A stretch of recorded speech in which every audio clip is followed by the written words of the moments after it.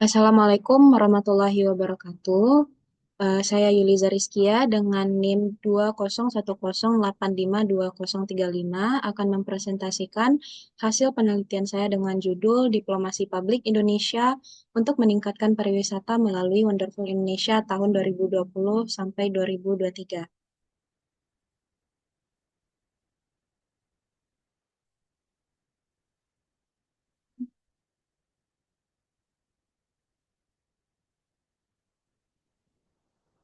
Bab 1 pendahuluan, latar belakang. Pemanfaatan diplomasi publik melalui Wonderful Indonesia menjadi strategi untuk mempromosikan pariwisata Indonesia dan telah dilakukan dari tahun 2011 sejak diumumkan kepada publik. Diluncurkannya kampanye Wonderful Indonesia bertujuan untuk mempromosikan citra positif Indonesia ke negara-negara lain lewat identitas pariwisatanya. Peningkatan citra positif negara ini kemudian akan membawa dampak yang baik untuk meningkatkan kunjungan wisatawan mancanegara ke Indonesia. Selama periode 2011 hingga 2019, terdapat peningkatan yang signifikan pada jumlah wisatawan mancanegara dengan pertumbuhan sebesar 81% melalui kegiatan-kegiatan Wonderful Indonesia ini yang diinisiasi oleh Kementerian Pariwisata dan Ekonomi Kreatif Indonesia sebagai bentuk upaya diplomasi publik membuat potensi pariwisata Indonesia dapat tersorot di mata internasional. Diplomasi publik melalui Wonderful Indonesia dalam upaya meningkatkan kunjungan wisata memiliki tujuan agar pariwisata Indonesia lebih dikenal lewat promosi yang dilakukan oleh berbagai pihak dari banyak elemen. Diplomasi publik yang dilakukan oleh suatu negara, asosiasi negara, dan aktor non-negara agar dikenal melalui budaya, perilaku, menciptakan dan mengelola interaksi, serta mensugesti pendapat serta tindakan dengan tujuan memajukan nilai dan kepentingan nasional. Diplomasi publik dipahami sebagai usaha suatu negara untuk mempengaruhi opini publik negara lain dengan beberapa instrumen seperti film, pertukaran budaya, radio, atau televisi. Dapat dilihat dari andil sektor pariwisata terhadap total ekspor barang dan jasa yang meningkat secara signifikan dari sebelumnya 10% pada 2005, kemudian menjadi 17% pada tahun 2012. Sebesar 4,8% pada tahun 2019 merupakan PDB yang dihasilkan langsung dari sektor pariwisata dengan peningkatan 0,3 poin dari tahun 2018 sebanyak 4,7%. Upaya dalam mengembangkan pariwisata Indonesia merambat menjadi suatu peluang sekaligus menjadi tantangan bagi pemerintah Indonesia, terlebih setelah Indonesia menjadi salah satu negara yang terdampak oleh pandemi COVID-19. Dengan dibatasinya perjalanan dan memunculkan kekhawatiran masalah penyebaran COVID-19 menghambat mobilitas internasional dan menyebabkan penurunan pada jumlah wisatawan mancanegara ke Indonesia sebanyak 2,9 juta pada Januari hingga Mei 2020 dan mengalami penurunan dari tahun 2019 sebanyak 6,3 juta kunjungan. Pemanfaatan pariwisata yang bertujuan untuk memulihkan ekonomi dan citra nasional Indonesia di mata dunia diperkuat dengan Undang-Undang Nomor 25 Tahun 2000 tentang Program Pembangunan Nasional.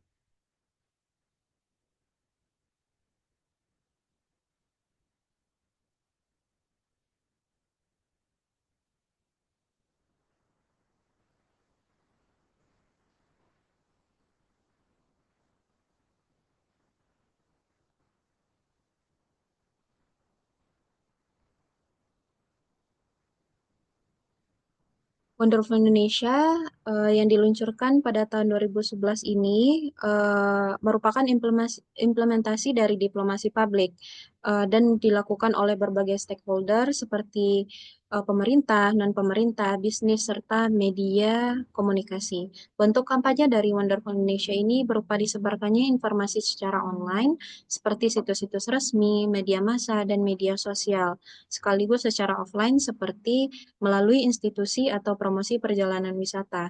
Promosi di bidang pariwisata melalui Wonderful Indonesia ini sebagai salah satu bentuk diplomasi publik Indonesia dengan keterlibatan dari pemerintah serta non-pemerintah. Wonderful Indonesia adalah salah satu bentuk komitmen pemerintah Indonesia dalam mempromosikan berbagai destinasi pariwisata Indonesia untuk pariwisata domestik dan internasional. Wonderful Indonesia dengan tujuan citra pariwisata Indonesia dapat diperbaiki pasca pandemi sehingga jumlah kunjungan wisatawan Indonesia kembali meningkat.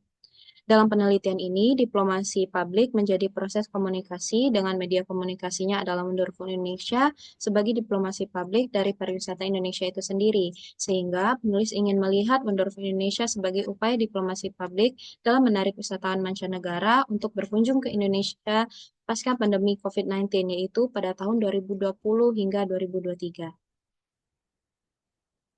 Selanjutnya adalah rumusan masalah.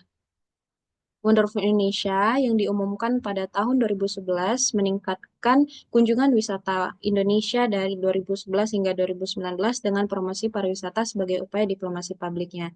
Namun, jumlah kunjungan wisatawan menurun drastis pada 2020 karena ketakutan penyebaran COVID-19. Sehingga penulis tertarik untuk meneliti tentang upaya diplomasi publik yang dilakukan oleh Indonesia untuk meningkatkan kunjungan wisatawan ke Indonesia dengan Wonderful Indonesia pada tahun 2020 hingga 2023. Selanjutnya adalah pertanyaan penelitian, yaitu bagaimana upaya diplomasi publik yang dilakukan oleh pemerintah Indonesia dalam meningkatkan kunjungan wisata melalui program Wonderful Indonesia sesuai dengan 7 pilar diplomasi publik tahun 2020 hingga 2023.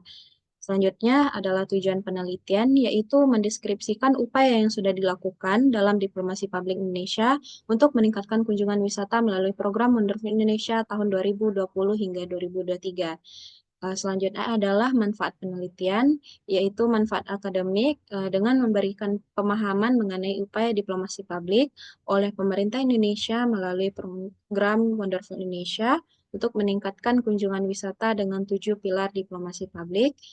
Dan manfaat praktisnya yaitu referensi bagi pembaca dan masyarakat umum dalam memahami upaya diplomasi publik melalui Wonderful Indonesia mumpuni diterapkan untuk meningkatkan kunjungan wisatawan.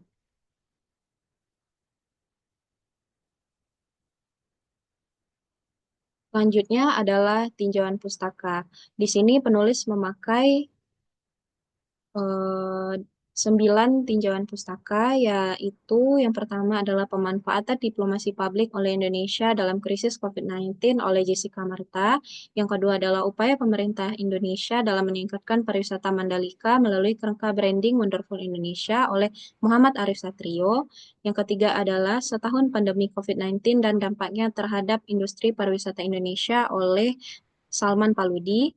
Yang keempat adalah diplomasi Indonesia berbasis program cross-border tourism dalam meningkatkan kunjungan wisatawan negara oleh Elita dan Uli Nuzulian.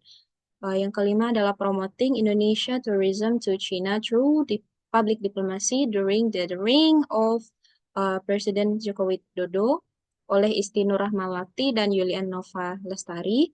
Yang keenam adalah diplomasi publik pemerintah Republik Indonesia dalam meningkatkan kunjungan wisatawan di Pulau Lombok pasca pandemi COVID-19 oleh Tegar, Nur Fitri, dan Dewi.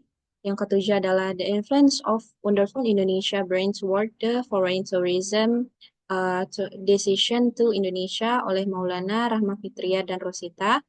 Yang kedelapan adalah diplomasi publik melalui Wonderful Indonesia dalam upaya promosi pariwisata pada masa pandemi COVID-19 di Amerika Serikat oleh Rahmaniah dan Sugito. Yang kesembilan adalah pengaruh brand Wonderful Indonesia dalam pembangunan industri pariwisata Indonesia oleh Letizia, Nia, Koko, dan Adelia.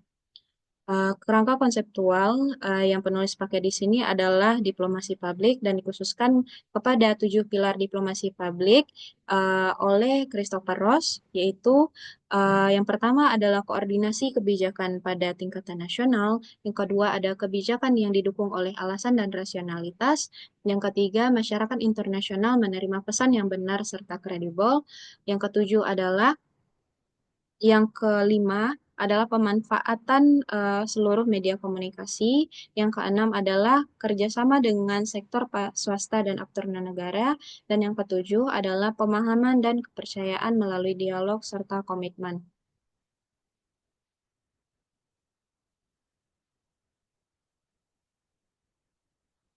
Selanjutnya adalah metode penelitian. Di sini penulis memakai jenis dan pendekatan penelitian yang berbasis kualitatif dan deskriptif analitis.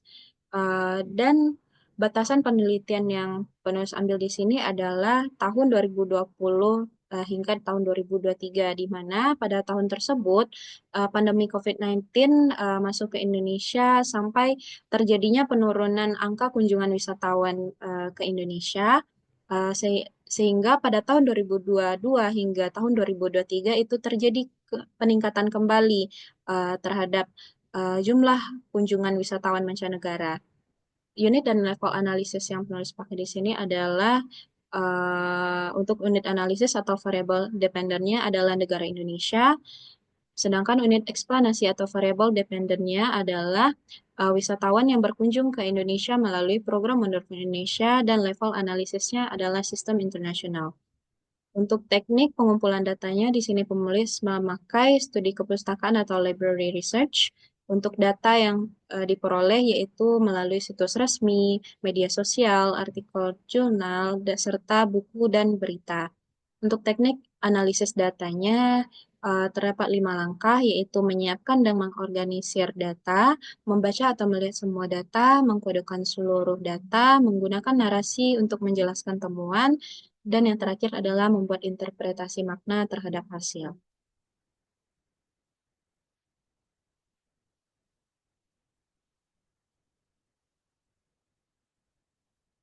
Selanjutnya adalah sistematika penulisan. Untuk bab pertama adalah pendahuluan, bab kedua adalah kebijakan dan dinamika pariwisata Indonesia, bab tiga diplomasi publik dalam Wonderful Indonesia, bab 4 diplomasi publik Indonesia melalui Wonderful Indonesia, dan bab 5 adalah penutup.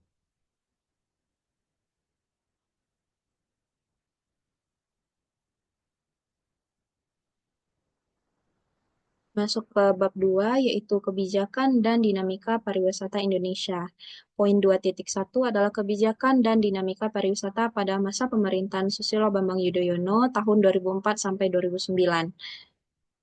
Pada masa pemerintahan SBY ini, isu-isu terorisme menjadi isu yang penting, terlebih dengan terjadinya peristiwa Bom Bali 2 yang merupakan rangkaian dari pengeboman di Jimbaran dan Kuta yang terjadi setahun setelah SBY menjabat menjadi presiden, yaitu tepat pada tanggal 1 Oktober 2005.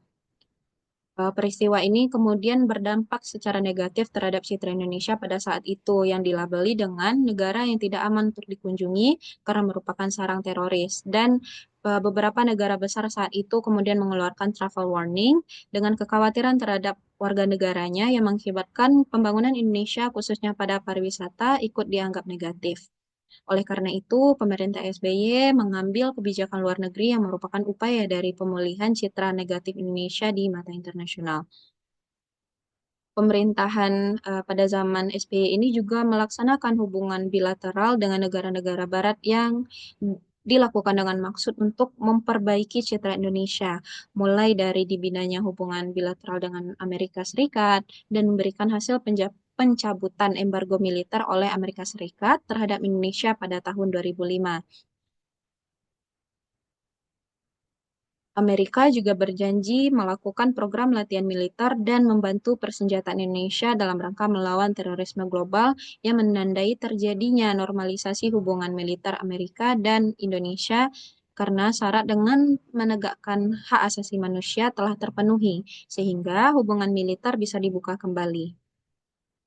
Indonesia juga melakukan kerjasama bilateral dengan Australia dengan disepakatinya Lombok Treaty pada tanggal 13 November pada tahun 2006 dengan 10 bidang dan 21 wilayah kerjasama. Salah satunya adalah keselamatan dan keamanan penerbangan. Sehingga terjadi peningkatan sebesar 29,64% setiap tahunnya setelah tahun 2006 pada wisatawan mancanegara asal Australia yang mengunjungi Bali, Indonesia. Hubungan multilateral pun juga dibangun oleh Indonesia dalam forum-forum internasional seperti KTT ASEAN, ASEAN Tourism Forum, ASEAN Regional Forum juga dijalin oleh pemerintah SBY. Menteri Pariwisata Indonesia pada periode 2004 hingga 2011 yaitu Jero Wacik menyampaikan dalam ASEAN Tourism Forum bahwa Indonesia adalah negara yang aman untuk dijadikan destinasi wisata dan telah mengalami perbaikan di bidang keamanan pasca terorisme yang mengancam Indonesia. Berdasarkan kebijakan luar negeri yang diambil pada masa pemerintahan SBY ini, terlihat bagaimana pemerintahan SBY berusaha untuk memperbaiki citra Indonesia dengan upaya menyeimbangkan kebijakan luar negeri Indonesia dengan negara lain dengan upaya pendekatan kepada negara-negara tersebut. Selanjutnya adalah poin 2.2, yaitu kebijakan dan dinamika pariwisata pada masa pemerintahan Susilo Bambang Yudhoyono tahun 2009 hingga 2014. Indonesia pada dua periode pemerintahan SBY ini melaksanakan kebijakan luar negeri yang proaktif. Dengan memakai slogan Thousand Friends, Zero Enemy, Indonesia pada masa ini sangat aktif dalam membangun hubungan yang baik dengan negara-negara di dunia. SBY juga menjalankan kebijakan dengan memperhatikan pembentukan citra positif Indonesia di mata internasional. Selain kerjasama dengan negara lain, partisipasi organisasi internasional juga diharapkan dapat mendorong perkembangan industri pariwisata Indonesia. Sehingga pada tahun 2012, atau Menparekraf Indonesia pada periode 2011 hingga 2014, yaitu Mari LK Pangestu, mengadakan pertemuan dengan Sekretaris Jenderal Organisasi Perdagangan Dunia PBB, yaitu Taleb Derifai di Manado, Sulawesi Utara, untuk membahas keberlanjutan pariwisata berbasis masyarakat, serta meningkatkan data dan informasi pariwisata. Pada tahun ini, yaitu pada tahun 2012 hingga 2014, juga terdapat target serta realisasi sasaran strategis Kemenpar tahun 2012 hingga 2014 yang merangkum meningkatnya PDB, jumlah kunjungan, serta investasi antara lain diberikannya kontribusi perekonomian yang lebih tinggi pada tahun tersebut. Yang selanjutnya adalah poin 2.3, yaitu kebijakan dan dinamika pariwisata pada masa pemerintahan Joko Widodo tahun 2014 sampai 2019. Kebijakan luar negeri pada zaman Jokowi ini memiliki perbedaan dengan kebijakan luar negeri yang diambil oleh SBY selama dua periode kepemimpinannya. Jokowi lebih memperhatikan bagaimana dinamika yang terjadi eh, di dalam kepemimpinannya, yaitu bagaimana hal tersebut terjadi di dalam negeri dengan pandangan yang inward looking. Joko Widodo juga dengan gaya diplomasinya yang membumi atau down to earth diplomasi. Semua kerjasama yang dilaksanakan berorientasi pada kepentingan nasional Indonesia, khususnya adalah bidang ekonomi, dengan hasil yang nantinya akan dinikmati langsung oleh masyarakat. Kebijakan luar negerinya juga berfokus pada isu ekonomi, seperti halnya perundingan ekonomi, seperti Free Trade Agreement yang disingkat FTA, dan CEPA. Pariwisata menjadi salah satu prioritas pembangunan nasional sejak Jokowi menjabat sebagai presiden tahun 2014. Terlihat dari bagaimana kebijakan yang diterapkan pada pengembangan wisata, upaya peningkatan wisatawan, serta sarana pendukung lainnya.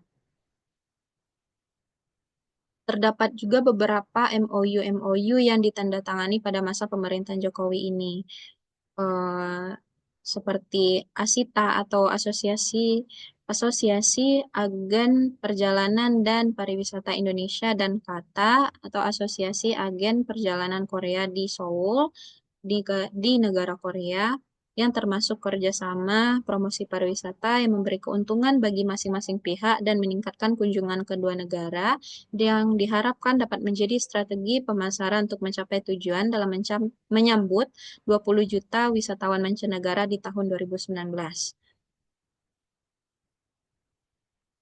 Selanjutnya adalah kebijakan dan dinamika pariwisata pada masa pemerintahan Joko Widodo tahun 2019 sampai 2024.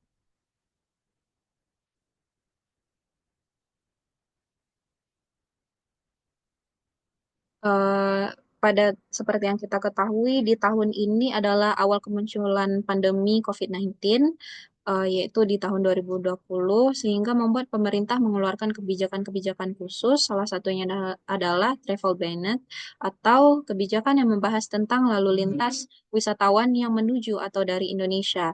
Kebijakan yang dikeluarkan oleh pemerintah ini berupa pengetatan aturan warga negara Indonesia untuk berpergian hanya dengan alasan yang urgent, terlebih apabila perjalanan tersebut adalah perjalanan ke luar negeri. Kebijakan karantina selama 14 hari eh, juga diberlakukan untuk masyarakat yang melakukan perjalanan dari luar negeri, serta larangan transit dan masuk untuk orang yang berasal dan mengunjungi negara Iran, Spanyol, Vatikan, Italia, Swiss, Jerman, Prancis, dan Inggris. Pariwisata Indonesia dari tahun 2020 hingga 2023 ini mengalami perkembangan yang beragam, mulai dari penurunan terjadinya akibat pandemi COVID-19 hingga adanya peningkatan yang signifikan. Pada tahun 2020, menurut BPS, Indonesia memiliki 2.552 objek wisata komersial dengan 72,18% dikelola oleh pihak swasta. Sehingga perjalanan wisata Nusantara di tahun 2022 mencapai 734 juta perjalanan, yang berarti angka ini melebihi kondisi sebelum pandemi, atau singkatnya terjadi peningkatan dari tahun sebelumnya. Yang selanjutnya adalah poin 2.5, yaitu perbedaan kebijakan dan dinamika pariwisata Indonesia antara Susilo Bambang Yudhoyono dan Joko Widodo. Pada masa pemerintahan Susilo Bambang Yudhoyono, kebijakan luar negeri lebih berfokus pada pengaruh Indonesia di forum-forum internasional dan bersifat outward looking. SBY juga fokus pada perbaikan citra Indonesia yang telah rusak karena ancaman terorisme yang terjadi di Indonesia. Sedangkan Joko Widodo pada masa pemerintahannya cenderung mengambil kebijakan luar negeri yang bersifat inward looking dan berfokus pada manfaat yang akan diperoleh langsung oleh masyarakat Indonesia dengan menguatkan sektor-sektor yang ada di dalam negeri, contohnya sektor ekonomi.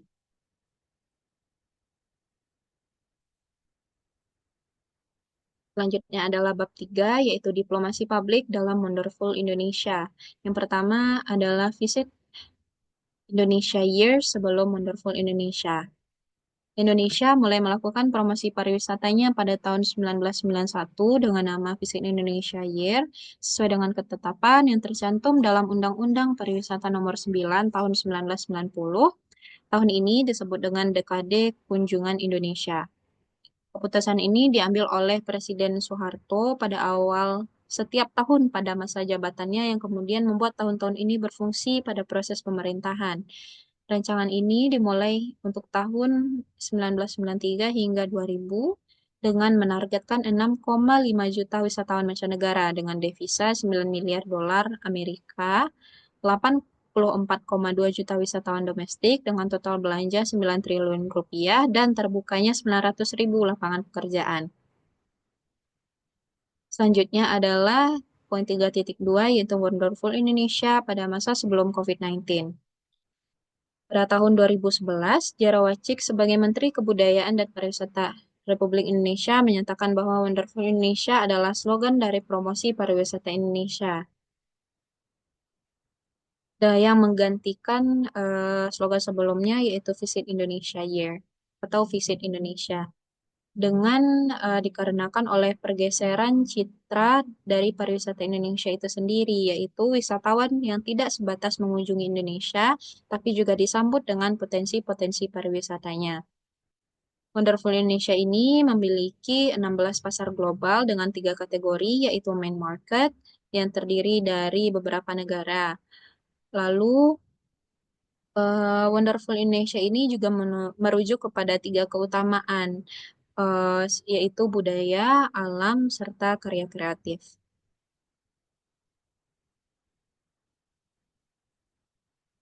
Terdapat beberapa program-program yang dilakukan oleh Wonderful Indonesia ini dimulai dari tahun diumumkannya hingga sebelum COVID-19 menyerang. Di antaranya adalah penampilan pada Tournament of Rose Pasadena tahun 2013 dengan Tournament of Roses yang merupakan pawai kendaraan hias terbesar di dunia pada 1 dan 2 Januari 2013 oleh Kemenparekraf di Amerika Serikat yang mengangkat tema "Oh, the Place You Will Go".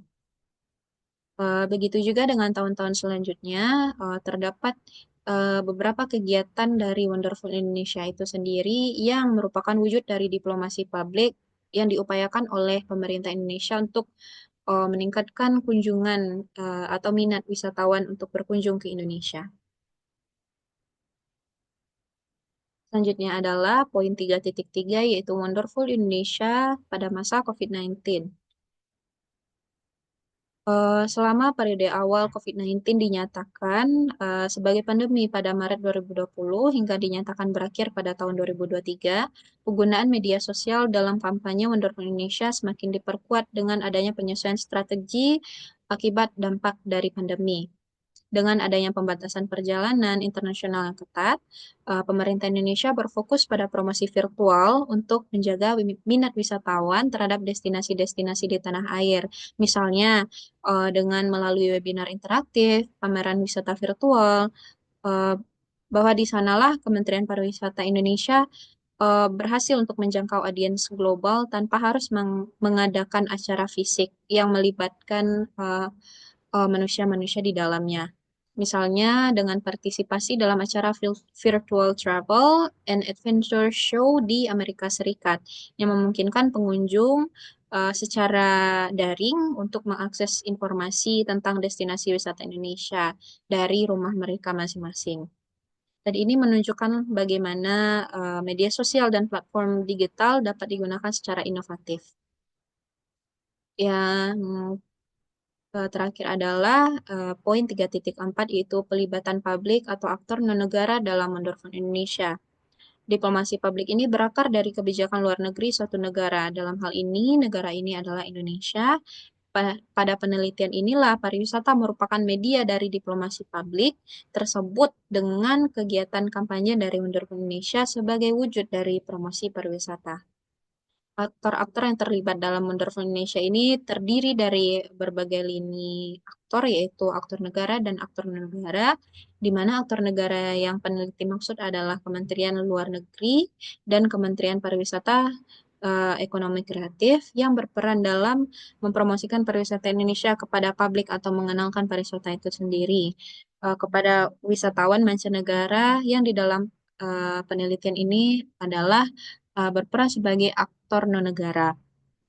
Terlibatan lainnya dari aktor non-negara ini terdiri dari perusahaan-perusahaan pariwisata dan maskapai penerbangan yang berperan dalam mengadakan paket wisata dan promosi tiket penerbangan yang menunjang keberangkatan serta kepulangan wisatawan.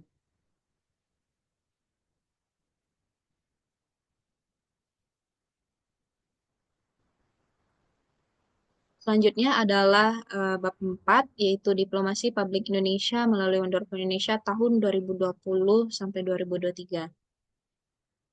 Hal ini berkaitan dengan 7 pilar diplomasi publik yang disampaikan oleh Christopher Ross, yaitu yang pertama adalah koordinasi kebijakan pada tingkat nasional. Yaitu di sini ada peran Kementerian Luar Negeri serta Kementerian Pariwisata dalam meningkatkan citra Indonesia melalui Wonderful Indonesia sangat signifikan dan saling melengkapi satu sama lain. Kementerian Luar Negeri di sini memiliki tanggung jawab utama dalam menjalin hubungan diplomatik dengan negara lain yang mencakup promosi pariwisata sebagai bagian dari diplomasi publik. Kemenlu berfungsi sebagai perpanjangan tangan dari pemerintah untuk menyebarluaskan informasi mengenai potensi pariwisata Indonesia ke komunitas internasional, yang mana ini adalah masyarakat itu sendiri. Eh, Salah satu bentuk dukungan dari Kemenlu ini adalah dengan dilakukannya penyelenggaraan event internasional seperti pameran pariwisata dan festival budaya, di mana Kemenlu di sini berperan aktif dalam memfasilitasi partisipasi Indonesia, misalnya dalam ajang World Travel Market di London atau ITB Berlin, menjadi platform strategis untuk mempromosikan destinasi wisata unggulan.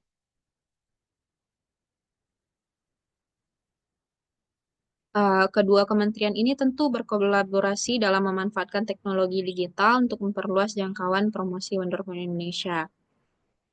Dalam menghadapi tantangan global seperti adanya pandemi tadi, peran kedua kementerian ini semakin penting dalam menjaga citra positif Indonesia yang bersama-sama untuk memastikan bahwa informasi mengenai protokol kesehatan, keselamatan bagi wisatawan itu disampaikan secara jelas kepada pasar internasional.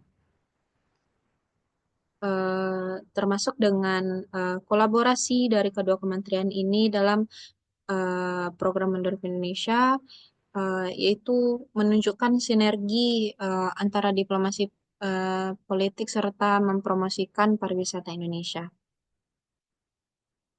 Kedua kementerian pun perlu terus beradaptasi dengan perkembangan tren global dan kebutuhan para wisatawan dengan penggunaan data analitik untuk memahami perilaku konsumen serta tren pariwisata global akan sangat membantu dalam mempromosikan strategi promosi yang lebih efektif. Untuk poin 4.2 yaitu kebijakan yang didukung oleh alasan dan rasionalitas. Di sini, dalam menghadapi tantangan selama pandemi COVID-19, pemerintah menyesuaikan strategi digitalnya, yang mana pada sebelum pandemi mungkin lebih banyak dilakukan festival secara langsung atau festival secara fisik. Namun, setelah adanya eh, pandemi COVID-19 itu disesuaikan dengan keadaan saat itu dengan menjaga industri pariwisata tetap hidup dan memperkuat citra positif Indonesia sebagai tujuan wisata yang aman dengan adanya kampanye-kampanye secara digital. Poin 4.3 yaitu masyarakat internasional yang menerima pesan yang terpercaya dan kredibel. Di mana di sini eh,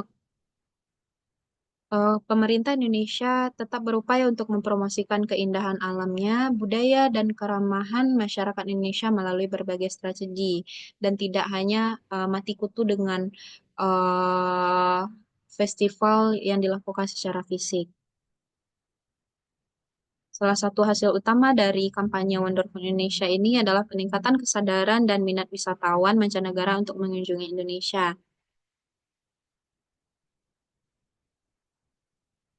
Kampanye ini juga berhasil meningkatkan jumlah kunjungan ke Indonesia, bahwa angka kunjungan wisatawan asing yang mencapai rekor tertinggi pada tahun 2019 dengan lebih dari 16 juta kunjungan.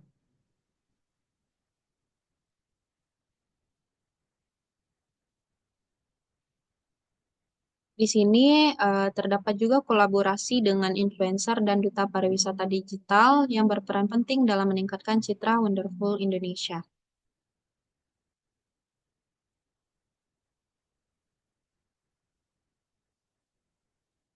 Poin 4.4 yaitu konsistensi dalam penciptaan pesan, yaitu kampanye Wonderful Indonesia yang diluncurkan pada tahun 2011 dan sejak saat itu telah menjadi simbol identitas pariwisata Indonesia, di mana di sini dari Kementerian Pariwisata itu sendiri uh, berarti harus konsisten dalam menciptakan branding-branding yang merujuk kepada Wonderful Indonesia itu sendiri dengan terus mengadakan kegiatan-kegiatan Wonderful Indonesia secara berkala sebagai bentuk dari diplomasi publiknya itu sendiri.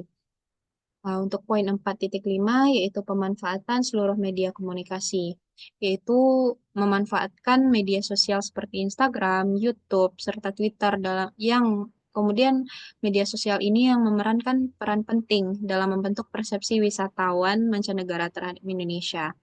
Kemudian penggunaan media sosial dan platform digital dalam diplomasi publik ini juga terbukti efektif dalam membangun citra positif Indonesia yang kemudian dari kesadaran minat wisatawan ini akan memunculkan ketertarikan untuk em, berkunjung ke Indonesia.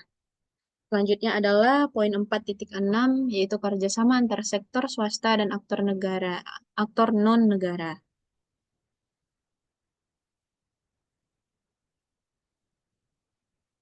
Di sini berbagai perusahaan pariwisata serta maskapai penerbangan berkolaborasi untuk menciptakan paket wisata terpadu dan mempromosikan tiket penerbangan. Hal ini menunjukkan dari kesinergian sektor-sektor swasta serta aktor non-negara ini pada tahun 2022 terdapat jumlah kunjungan wisatawan asing yang mencapai 5,47 juta orang, meningkat 251% dibanding tahun sebelumnya, yaitu tahun 2021, yang mana pada tahun tersebut uh, pandemi masih menyerang negara Indonesia. Selanjutnya adalah poin 4.7, yaitu dibangunnya pemahaman dan kepercayaan melalui dialog serta komitmen. Pada poin ini, eh, penulis memaksudkan bahwa Kementerian Pariwisata serta Kementerian Luar Negeri sebagai perpanjang tangan dari pemerintah tersebut membangun dialog kepada masyarakat melalui siaran pers resmi eh, dari Kementerian Pariwisata dan Kementerian Luar Negeri itu sendiri yang berkaitan dengan pariwisata. Nah, di sini pemerintah, swasta, dan aktor non-negara yang mana merupakan seluruh lini aktor yang terlibat dalam Wonderful Indonesia itu terlibat untuk mempromosikan pariwisata Indonesia. Penting bagi semua pihak untuk tetap berkomitmen terhadap pengembangan pariwisata berkelanjutan dan tidak hanya menguntungkan secara ekonomi, tapi juga menjaga kelestarian lingkungan dan budaya lokal.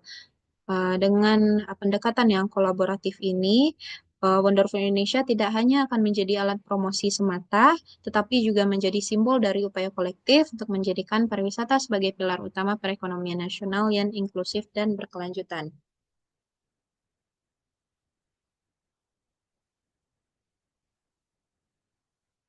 Selanjutnya adalah bab 5 yaitu penutup.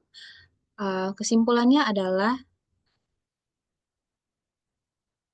diplomasi publik dalam membangun citra positif Indonesia melalui kampanye Wonderful Indonesia dari tahun 2020 hingga 2023 menunjukkan bahwa inisiatif ini telah berhasil menciptakan kesadaran global tentang keindahan dan keragaman budaya Indonesia. Nah, dari penelitian ini juga dapat disimpulkan bahwa dengan adanya peningkatan minat wisatawan untuk mengunjungi Indonesia yang mencerminkan keberhasilan diplomasi publik dalam membangun citra positif negara Indonesia.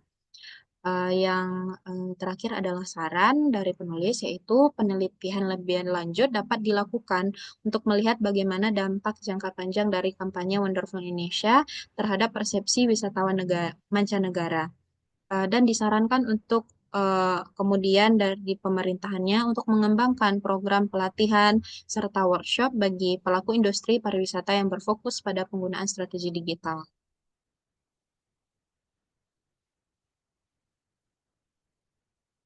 Sekian, terima kasih atas perhatiannya. Eh, Mohon maaf atas segala kekurangan serta kesalahan pengucapan dan maksud dalam presentasi ini. Saya akhiri dengan wabillahi taufiq wal hidayah. Wassalamualaikum warahmatullahi wabarakatuh.